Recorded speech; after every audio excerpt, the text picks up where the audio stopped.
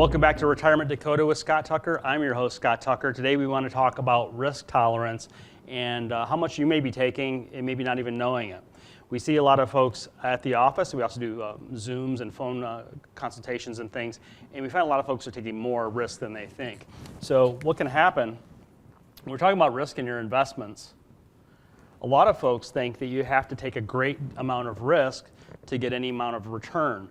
Our goal is always to, and it's difficult, but our goal is always to reduce the risk and maximize the return. So often folks think they have to take more and more and more risk. They're 60, they're 65, I want to take more risk, get some more big gains. That can be really, really dangerous. When you've got, oftentimes folks come to us and they have, say, a 401k. And in their 401k, it's our little pie chart. In our 401k, they may not realize, they'll say, well, I'm in the target date fund, and I think that I'm right on track. Let's say I'm going to retire 5 years from now, so I'm in the target date fund. So target date. And it'll say 20-something, 2025, 2030, 2035, and you'll select a year that you plan to retire.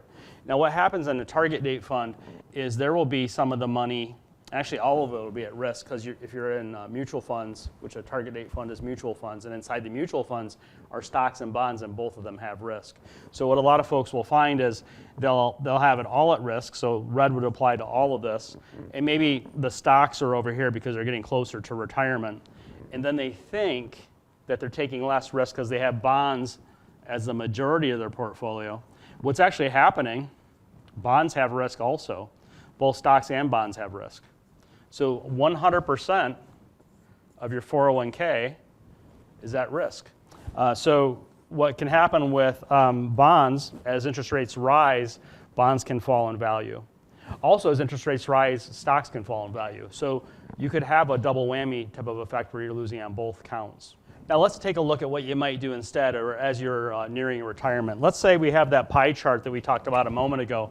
And so maybe most of your money's in your 401k, or maybe you're a nurse or a teacher, maybe there's a 403b, same sort of thing. 403b is the nonprofit organization's version of a 401k. Say you're a federal worker and you have a thrift savings plan, or TSP.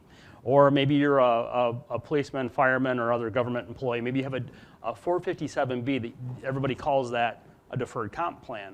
So these are all sort of just like a 401k, okay? So what we might do is, by the way, I should mention, if you're still on the job and you're 59 and a half or older, you have the opportunity in most plans to do a rollover that there's no tax consequence to this.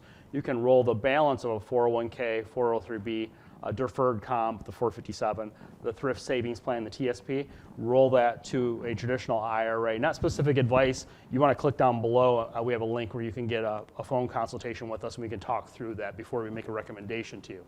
But you may find that you're 59 and a half, and a lot of folks don't realize, even if you're still on the job, that you could do a rollover to an IRA. And an IRA, you'd eliminate the plan fees from the 401k, 403b, and there are plan fees, even if they tell you they're not. There are some costs, though, to those plans. And you also would get broader and perhaps better investment options, So let's take a look at something we call the rule of 100 real quick. So our 401k, remember, we showed how it was all red. It was all at risk in stocks and bonds through the mutual funds that are in the plan. Well, then let's see what might be appropriate. There's a thing we like to use called the rule of 100. Let's say we're 60 years of age, just to make the math a little more simple. So we're 60 years of age, and so we would like to have about 60% of the money not have market risk on it. So if there's another 2008 type of thing, we don't want to lose a whole ton of our money. Back in 2008, the US stock market fell 56.3% in an 18-month period. It was from the fall of 2007 to the spring of 2009. So at the same time, you're only 60, so we ought to have 40% of our money that we still accept some market risk. Now, on the one side here, on the side that it doesn't have market risk, we still need to keep up with inflation. Inflation can really be a bear in retirement, and we really want to keep up with that. Over here, where we do accept some risk in the market, we want to take limited risk here. What I mean is there can be times like when interest rates are rising, that can hurt growth stocks. And so maybe we want to have, and maybe this portion here, dividend paying value stocks. And then maybe when interest rates are rising, if you imagine a teeter-totter, as interest rates are rising, when interest rates rise, the value of your bonds can fall, especially when you have long-term bonds. The reasoning there is, say a couple years ago, a 10-year treasury was yielding 2%, and then maybe now it's yielding 5%. Nobody wants your 10-year treasury from a couple years ago because it's only paying 2%, and I can get a brand new one for 5%. So you want to be careful with longer duration bonds and treasuries. However, the shorter term ones, maybe when rates are going up, the shorter term bonds and treasuries, if we keep the duration short, these maybe can yield 5% over here. And we have very little risk of losing value in that bond or treasury because it's just an obligation maybe for a year, and you get 5% or so.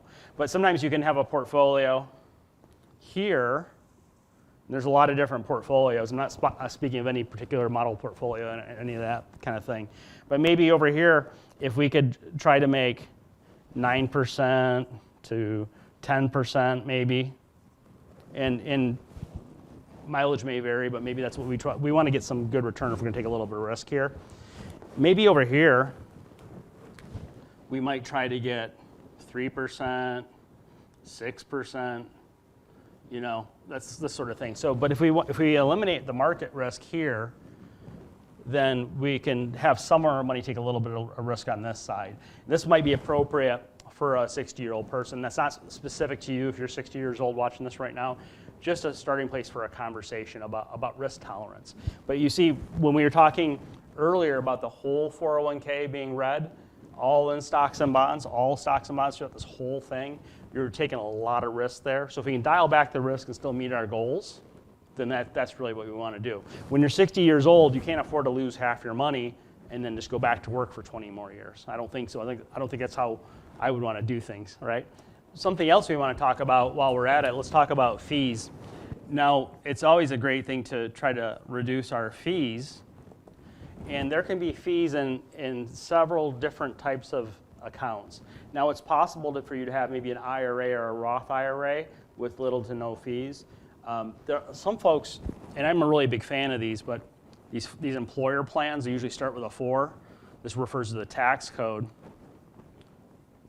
And so you have the 401k that most folks are familiar with, and that sort of thing. So most employer plans we'll run into will be the 401k, the 403b, and the 457b.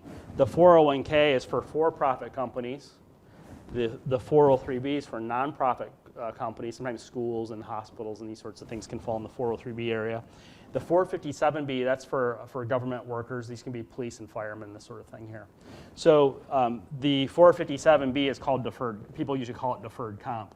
Maybe you're a fireman, and at the firehouse they call it deferred comp. 457b. The 403b is just like 401k, but it's for nonprofits. Not a big deal there. I'm even a bigger fan. Of course, this is a different topic, but we like to use the Roth versions of these so we can grow your money tax-free. Not all plans have a Roth option. Okay, but now these plans, there are some big outfits that are really big names, companies you've heard of, that go to the employers and say, we'll set up your 401k, your 403b, your 457 deferred comp. We'll set it up for your company or your organization or your unit of government. And do you think those companies work for free? No. Does your employer pay all the costs of the 401k? No. Who pays the plan fees? It's you, the participant. So one way we might look to reduce fees is to get rid of the fees on the employer plans by, like I said earlier, if you're 59 and a half, you might roll over to an IRA. So if we had the traditional version of these, 401k, 403b, and the deferred comp, the traditional versions of these, they become a traditional IRA. If we had a Roth version of these, they roll over to a Roth IRA.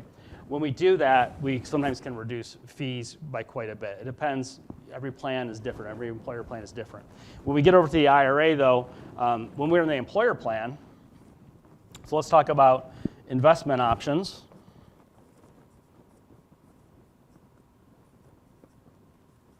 So in your employer plan, typically in America today, there are 21 mutual funds available in the 401k. So only 21 mutual funds. Sometimes they make it look bigger than it is because they'll add a bunch of target date funds and things. They're just they're regurgitating the same options, really. So if you have 21 mutual funds to choose from in your employer plan, when you get over to the IRA territory, you have all sorts of options, much broader options. And you may even have the ability to use things like ETFs or exchange traded funds where the fees are way lower than some of the mutual funds that might be in your plan. Again, we need to talk about that. Go down below in the description, and there's a place where we can get on the phone calendar together. And for free, we'll spend 15 minutes with you over the telephone and answer all your specific questions. Something else we ought to talk about is volatility control. So volatility, that's the ups and downs of the stock market or even the bond market. So we said earlier, both stocks and bonds have market risk.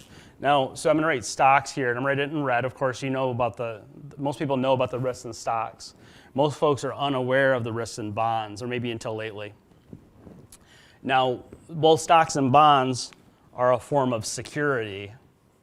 They're called securities. And I often say when we teach our workshops that they really probably ought to call them insecurities because you can lose money in these. So both stocks and bonds have volatility, and that's where the stock and bond markets go up and down like that. You can make money, you can lose money, and as you get closer to retirement, it can be pretty dangerous to have all your money in stocks and bonds. There can be ways to control the volatility. Sometimes we'll have somebody come to us, and this is really kind of crazy, but we'll have somebody who comes to us and they say, I have $750,000 in XYZ company, one of the local employers maybe.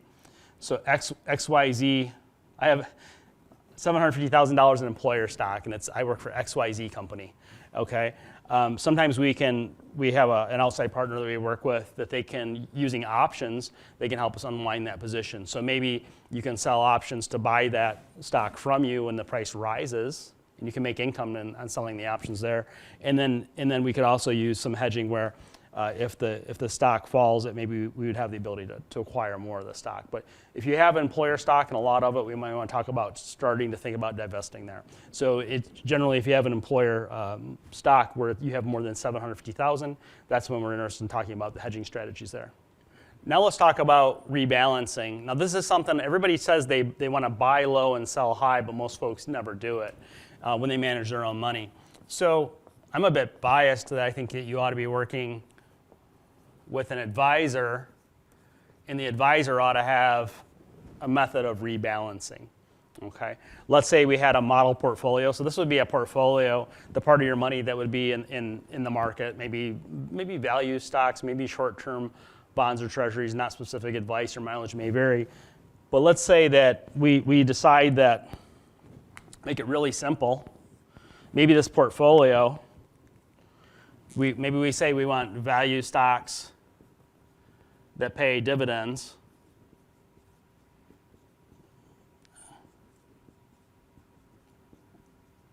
And then the other side, maybe we want short-term treasuries, maybe 1 year and 2 year treasuries.